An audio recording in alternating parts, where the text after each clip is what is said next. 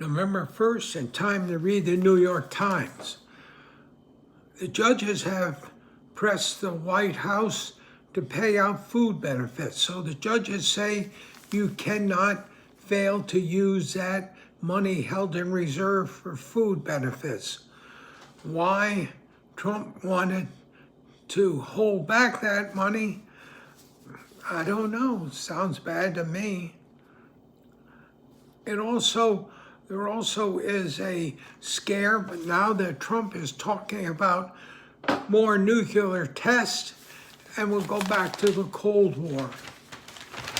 On the third page, there's a note that says that the only country in the world that Canadians fear less than the United States is China. So the United States and China are at the bottom of the list. They've been our friends for hundreds of years.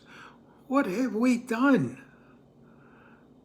They fear us now, and we were always friends. There's an article on page 4 that thousands of foreign women, many of them American, have settled in Mexico City since the pandemic, seeking opportunities, an affordable place to live, or wholesale reinvention.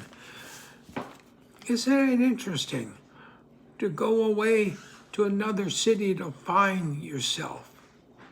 Maybe I could do that in Rome, but I don't know. Then there's an article about the nation's leaky oil wells. They leak methane gas into the atmosphere, which we don't want.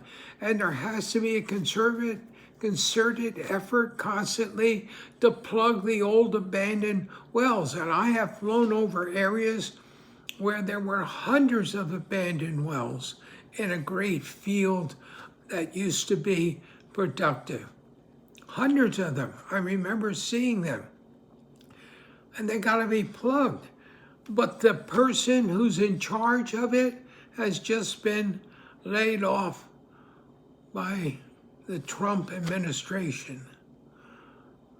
Why? And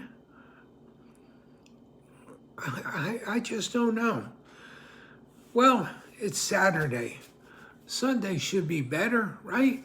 Good news. Anything else to tell you? A lot of things to read, a lot of papers to read, and there we go.